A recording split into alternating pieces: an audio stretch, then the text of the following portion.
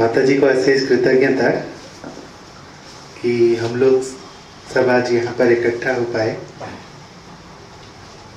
जैसे बताया गया भगवान के बारे में, जैसे कोचिंग सेंटर में जहाँ पर हम लोग डेली मैथ, फिजिक्स, केमिस्ट्री या कुछ ना कुछ पढ़ते हैं, यहाँ पर एक नया चैप्टर, ये इसका ज़रूरत क्या था। हम लोग सोच रहे होंगे कि क्या हम लोग का एज अभी ज़्यादा बड़ा हो गया है क्या, मतलब ये सब चीज़ तो हमारे दादा दादियों को बताना चाहिए भगवान के बारे में। भगवान को हमारे जीवन का आधार बनाना है, ये अभी से क्यों बताया जा रहा है, अभी बताने का ज़रूरत क्या है? क्योंकि अभी ही इसी का सही समय है। हम चाहें अपने जीवन में कुछ भी बन जाए, आप जिसको अभी आपका एम बोल के बोल रहे हैं, डॉक्टर बनिए, इंजीनियर बनिए, या कोई भी एक जॉब को आप आपके जीवन का एम बोल के बता रहे हैं, बट वो सही लक्ष्य नहीं है जीवन का। वो that is the part of the life, वो हमारा लक्ष्य नहीं है। लक्ष्य का मतलब क्या होता है, अगर वो आप बन जाते हो उसके बाद तो लक्ष्य कंप्लीट हो गया आपका, तो फिर आप क्या करेंगे? तो लक्ष्य जो होना चाहिए, माता जी बोल रहे हैं, वो विशाल होना चाहिए और बहुत उच्चतर होना चाहिए। तभी जाके वो हम लोग को हेल्प करता है, हम लोग जिस अवस्था में है उससे उच्चतर अवस्था में जा पाएंगे। आप अगर डॉक्टर, इंजीनियर का बात बोलते हैं, अभी भगवान के बारे में क्यों बताया जा रहा है? क्योंकि आप देखते होंगे सोसाइटी में बहुत सारे डॉक्टर हैं, बहुत सारे एम्प्लॉई हैं गवर्नमेंट के, जिनको कि मासिक बहुत वेतन मिलता है। उनका घर देखेंगे तो आपका आँख भी नहीं मतलब ये कि इतना ऊंचा ऊंचा उन लोग का बंगला है, कितना गाड़ी है, चाकर नौकर सब है। तो वही सब देख के ही हम लोग अपने लाइफ का जो लक्ष्य है उसको चुनते हैं या नहीं चुनते हैं? कि क्योंकि हम लोग सोचते हैं कि वही एक्चुअली में खुश है, जिनके पास ज़्यादा पैसा है, जिनके पास ज़्यादा मतलब क्या है, धन है, वही लाइफ में सक्सेसफुल है। और इसीलिए हमारा सोसाइटी भी जो है, हमारे माता पिता भी जो है, उन्हीं लोगों का ही एग्जाम्पल देते हैं कि आप उनके तरह अगर बनोगे तब जाके आप जाके ज़िंदगी में कुछ किए, अगर वैसा नहीं बने तो आपका जीवन व्यर्थ है। बट आप एग्जाम्पल देखते होंगे, बहुत सारे अच्छे डॉक्टर हैं, लेकिन कुछ ऐसे भी डॉक्टर हैं जो कि पेशेंट को का डेड बॉडी को हॉस्पिटल में रख के उसके घर वाले से पैसा ले जाते हैं। बोलते हैं कि ट्रीटमेंट चल रहा है लेकिन पेशेंट मर गया होगा, वो उनका जो घर वाले होते हैं वो अपना ज़मीन बेच के आके पैसा देते हैं और हॉस्पिटल से डेड बॉडी लेके जाते हैं। तो उनका जो विद्या है वो आदमी को बचाने के लिए काम में आया या आदमी को मार डालने के लिए काम में आया? जब तक उनका पेमेंट नहीं होता है तब तक वो एक बार पेशेंट को देखने भी नहीं जाते हैं। तो वहाँ पर वो जितना शिक्षा उनको मिला था वो शिक्षा किस काम में आया?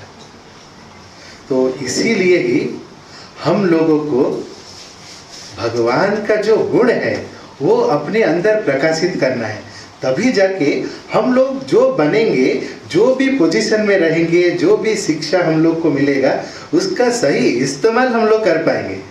अगर वो नहीं करते हैं तो चाहे हम लोग कुछ भी बन जाए, उसका सही वैल्यू हम लोग को समझ में नहीं आएगा, उसका ट्रू यूज़ हम लोग को नहीं आएगा। जैसे एक बंदूक है, एक बंदूक अगर एक सिपाही के हाथ में रहता है तो हम लोग को प्रोटेक्टेड फील होता है कि नहीं होता है? वही बंदूक अगर एक टेररिस्ट के हाथ में रहता है तो हम लोग को डर लगता है कि नहीं लगता है? क्योंकि वो कब भी मार देगा हम लोग को। लेकिन वही बंदूक अगर एक बंदर के हाथ में रहेगा तो कैसा लगेगा? पता ही नहीं होता है कि वो उसको लेके क्या करेगा, डांस करेगा या भांगड़ा करेगा या क्या करेगा, पता ही नहीं रहता है। इसमें बंदूक का कोई गलती है? जो जितना अपने आप को बनाया है, प्रस्तुत किया है, जैसे पुलिस प्रस्तुत किया है कि सेवा करने के लिए देश का, टेररिस्ट अपने स्वार्थ के लिए, बंदर को तो कुछ पता भी नहीं है।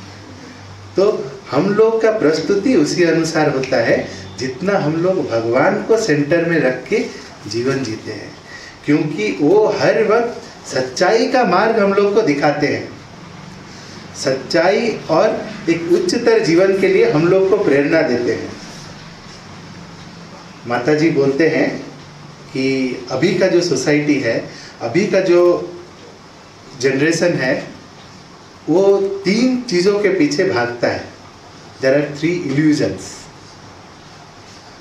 Money, power and success.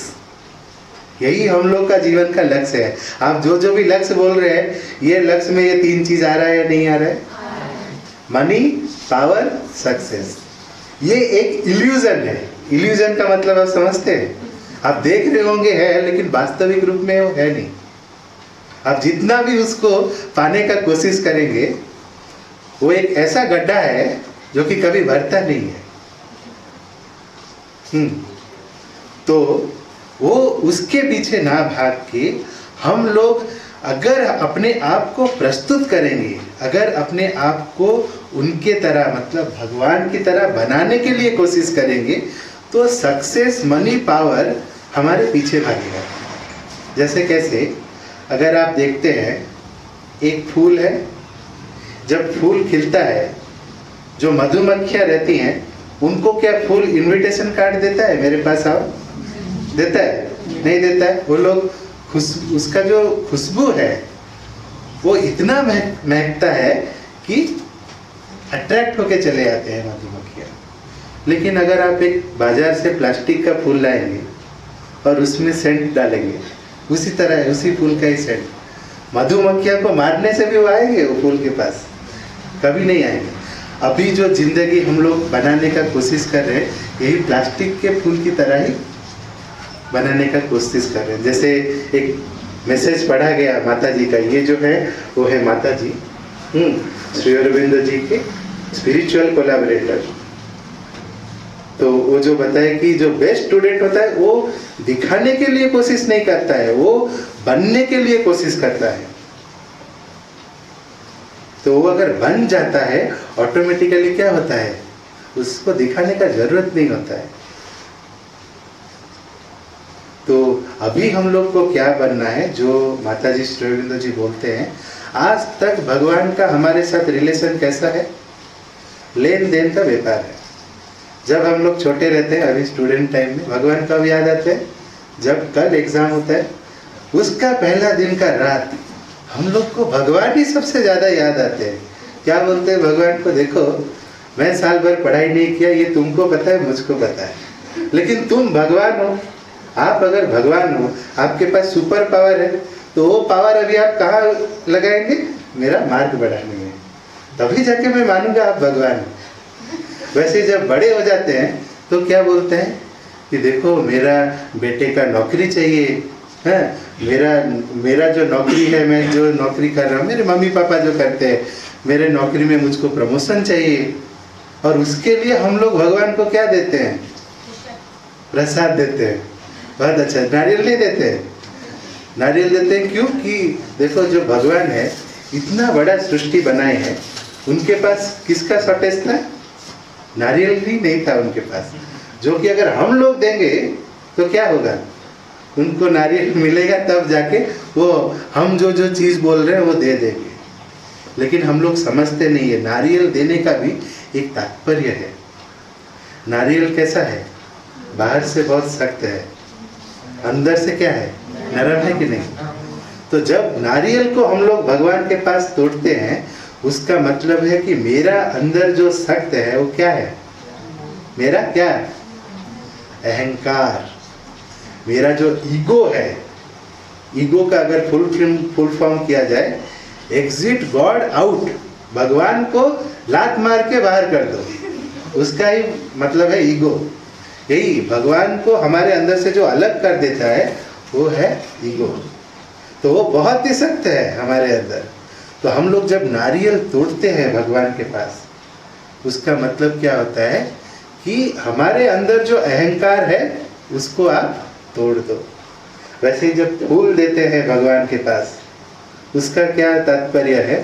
फूल देखिए कितना सुंदर दिखता है, कितना सतेज दिखता है, वैसे ही आप हमारे जीवन को उतना सुंदर बनाइए। तो उस तात्पर्य से हम लोग भगवान को ऑफर करते हैं। तो ये जो भगवान है ये कहीं दूर नहीं है, हम लोग से अलग नहीं है। ये कहाँ पर है? हमारे हृदय में है।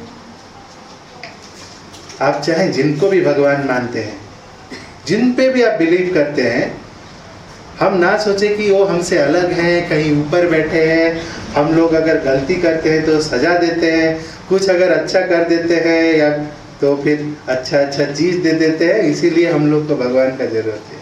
भगवान हम लोग से अलग नहीं है, वो हमारा ही मतलब उनका स्वरूप ही हम लोग हैं, लेकिन हम लोग भूल गए।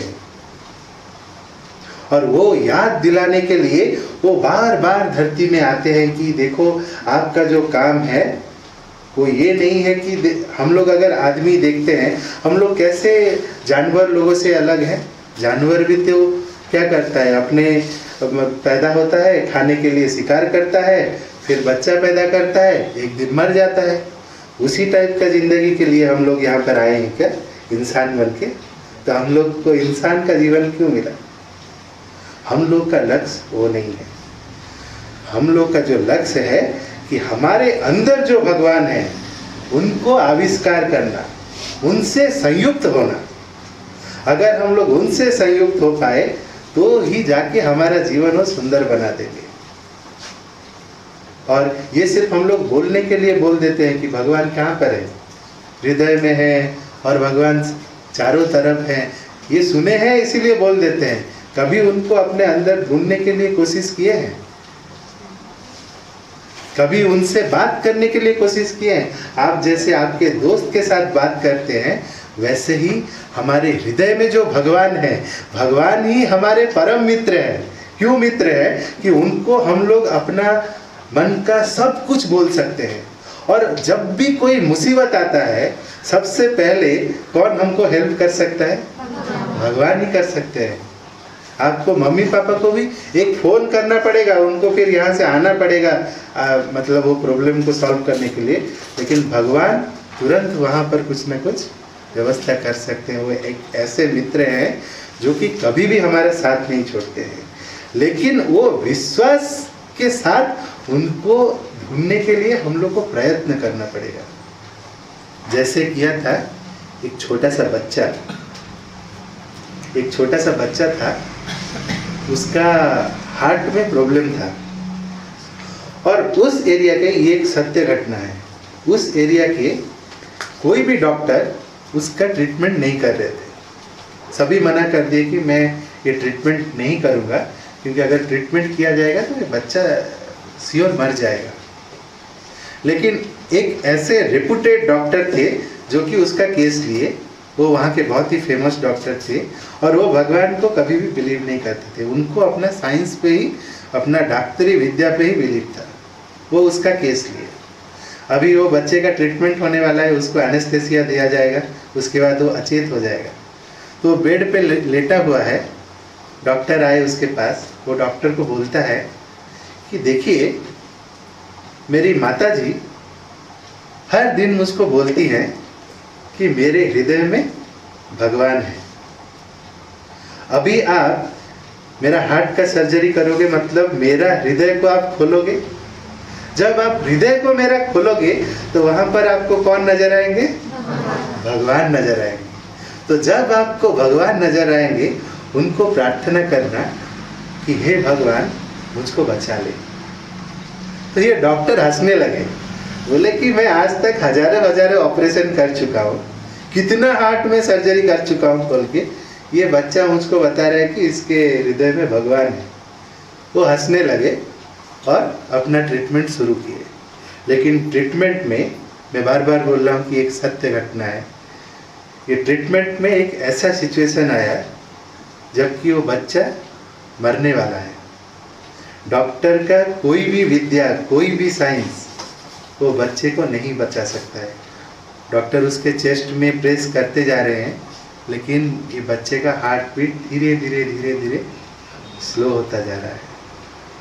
जिंदगी में पहली बार वो डॉक्टर हाथ जोड़ के वहाँ पर प्रार्थना किए कि हे भगवान, मैं जिंदगी में कभी भी आप पे विश्वास नहीं करता, लेकिन ये बच्चे का विश्वास है कि आप इसके हृदय में हैं, और मेरा जो भी डॉक्टरी विद्या है उससे मैं ये बच्चे को नहीं बचा सकता।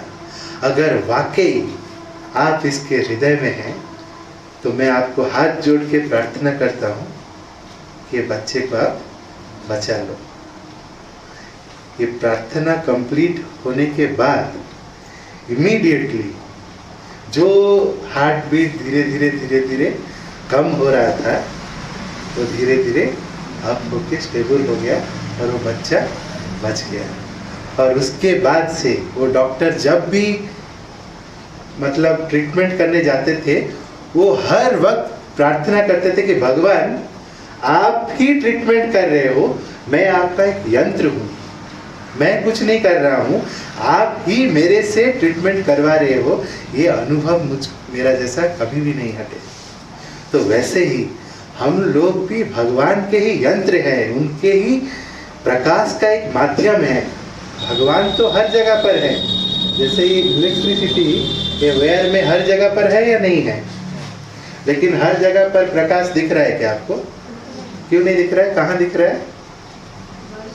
जहाँ पर आप उसके लिए व्यवस्था किए हैं, जहाँ पर आप फोल्डर लगाए हैं, जहाँ पर आप बल्ब लगाए हैं, वहीं पर ही वो इलेक्ट्रिसिटी से प्रकाश आ रहा है। तो वो प्रस्तुति हम लोगों को करना है अपने जीवन में, तभी जाके भगवान का प्रकाश हमारे अंदर आ पाएगा और हम लोग का जिंदगी वो और भी सुंदर बना पाएंगे, और भी उच्च बना पाएंगे। तो यही मैसेज था माताजी एंड श्री अरबिंदो जी का। और जिसके लिए ये पृथ्वी पृष्ठ में आए, मैं जो बता रहा था, एक ऐसा काम जो कि आज तक नहीं हुआ था। श्री अरबिंदो जी 40 साल साधना करके, पौंडीचेरी में उनका साधना क्षेत्र है, पौंडीचेरी नाम सुने हैं आप? वहाँ पर उनका आश्रम है। वो एक ऐसा शक्ति को यहाँ पर लाए पृथ्वी पृष्ठ में, जो शक्ति का नाम है सुप्रामेंटल फोर्स, अतिमानस शक्ति। और उस शक्ति के बल से अभी सोचिए, हम लोग मानव है, बंदर से मानव बने, मानव के बाद और कौन आएगा? कभी सोचे हैं? या हम लोग ही लास्ट है इवोल्यूशन में? क्या हम लोग ही लास्ट है या हमारे बाद भी और कोई आएगा? तो श्री अरबिंदो जी माता जी बोले हैं कि मानव is not the final stage, this is the transitional being. एक मध्यवर्तकालीन ये जीव है। इसके बाद भी एक नया जाति आएगा जो होंगे अति मानव या दिव्य मानव। वो भगवान के डायरेक्ट प्रकाश को अपने अंदर कैरी कर पाएंगे, और उनका वो कभी दुखी नहीं होंगे,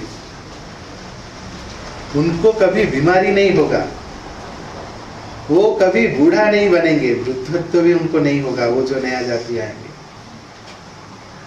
और लास्ट में उनका कभी मृत्यु नहीं होगा। मृत्यु नहीं होगा का मतलब क्या है? वो अपने इच्छा मुताबिक अपना शरीर वो चेंज कर पाएंगे। जैसे हम लोग ड्रेस चेंज कर रहे हैं, आज जो ड्रेस पहनते हैं कल वो ड्रेस पहनते हैं क्या? नहीं पहनते हैं। वैसे ही वो अपने इच्छा मुताबिक शरीर चेंज कर पाएंगे। तो वैसा एक नया जाति आ रहा है, और जो उसके लिए प्रस्तुत होंगे वही आगे जाएंगे। जैसे बंदर लोगों में से जो बंदर इंसान बनने के लिए कोशिश किए, उनमें से ही हम लोग आज इंसान बने। और जो बाकी कोशिश नहीं की, वो क्या है? आज भी उछल कूद कर रहे हैं कि नहीं? और हम लोग उनको पत्थर मार रहे हैं कि नहीं? तो वैसे ही भगवान बनने के लिए, उनका गुण अपने अंदर लाने के लिए हम लोग को प्रयास करना है। बस यही संदेश था।